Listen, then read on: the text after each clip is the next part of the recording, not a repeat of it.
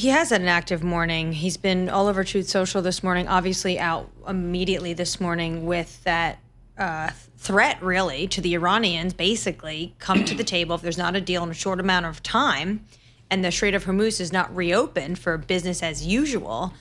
Then he talked about obliterating when it comes to electrical facilities, desalination facilities. He also mentioned Kharg Island, which he mentioned last night as well to the Financial Times. Right. This morning, he just said to me that the war is going well, unbelievably well, was his words. And then he said they want to settle. He's like, that's all I can say. They want to settle. Who's helping him with this discussion, this assistance? And you're so good at this with your sourcing at the Pentagon. Is the Pentagon on board with their commander-in-chief? Well, I think so. I think you should really look at not even so much what Trump says right now. What is Trump doing? He is saying that the Iranians do have this moment, which feels like an off-ramp, and it comes on the heels of officials from other countries that are trying to mediate this conflict, having talks in Islamabad over the weekend. But what do we have on the ground right now? We had one amphibious assault group already in the region.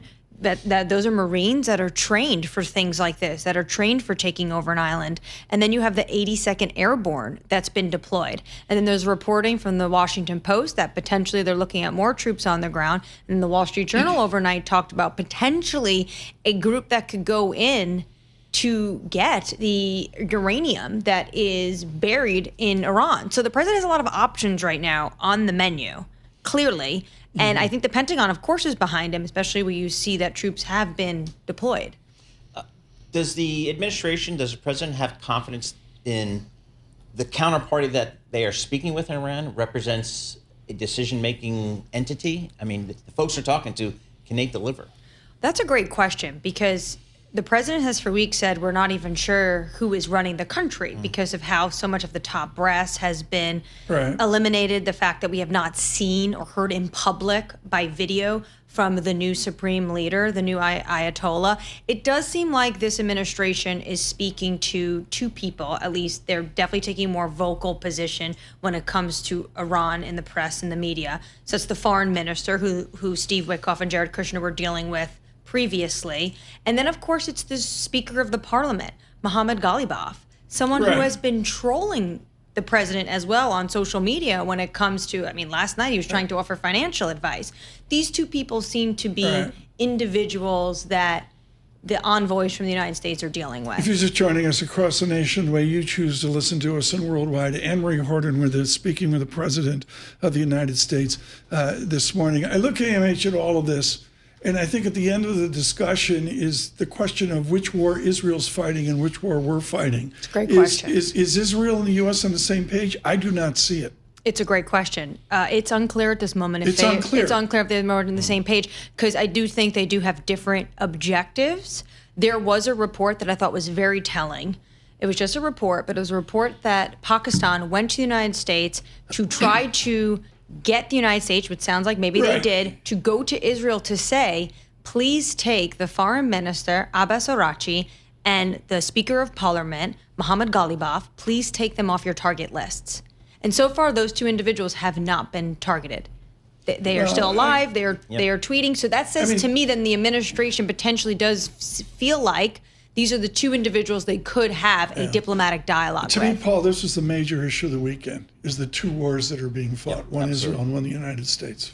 Annmarie, the Treasury Secretary Scott Bessent, just a moments ago on Fox, he says that over time, the U.S. is going to retake control of the Straits of Hormuz, and that will be freedom of navigation, whether it is through U.S. escorts or multinational escort.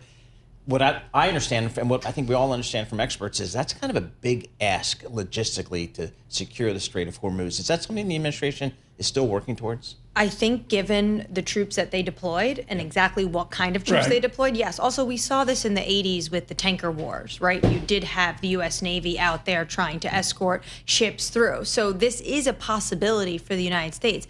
I think the precedent, though, that is being set right now is one that is very interesting.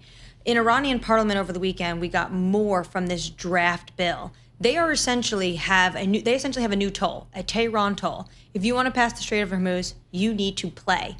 Basically saying these are no longer these are no longer international bodies of water, and they are going to charge a fee. That's not going to be acceptable to not just the U.S. administration, but the wider world, especially Oman and the United Arab Emirates. I want you to talk, is Annmarie. I mean, let me make this clear, folks. I think the first time I saw Annmarie, she was in Vladivostok sipping vodka with Putin. She's in Vladivostok, not sipping vodka. Out of London years ago, like on the ground in the Middle East, across Russia, across Asia as well. I want you to speak right now, AMH, to the parents, to the family members of troops on the ground, American Army, Navy, Air Force, dare I say Coast Guard, at risk here. I grew up weaned on Colin Powell 101, which is you throw everything you've got at them. Are we doing Colin Powell 101 right now? I don't think so in terms when you look at the numbers of troop deployment. This is not like the hundreds of thousands we saw in Iraq. This is very different. But losing one service member is a tragedy. So okay, this is you sound absolutely like you're from London. Okay.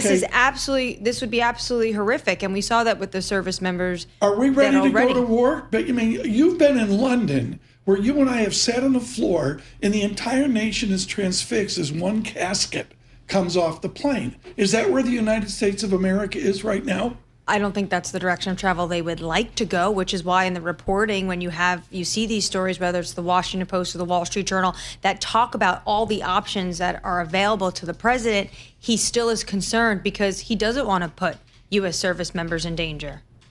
In terms of negotiations with Iran and just in that part of the world, does the president have the most trust in, I guess, his son-in-law, Jared Kushner, and Mr. Witkoff, as opposed to perhaps the Secretary of State, Mr. Rubio, and the whole State Department and that apparatus? It seems to be a little bit different.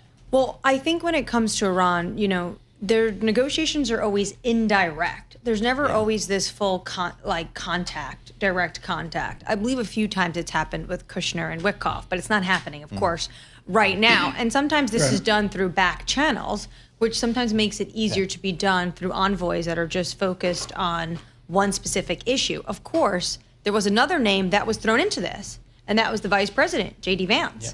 All of a sudden, potentially, he is part of this group and there was reports flying around, obviously it never happened, that would go to Islamabad and have these discussions. Okay, quickly here. You're working 24/7. What are you going to focus on this afternoon? This afternoon, I'm going to focus on more of these Truth Social posts and what the president signals. His communications. I think his communications, what is he signaling to the American people? Remember, of course, this is a president who ran as not wanting to start any more foreign wars. And right now, we are in a war. He doesn't like calling it that. It's a military operation. This is a war. We got to go. I started with my conversation with Henrietta Trezo and Sam Graves, 6th District, Missouri. See ya. The Republican retirements are just absolutely stunning. Republican retirements are stunning, probably because they know, why would you want to stand for election this year? The midterms are going to be incredibly challenging for the GOP.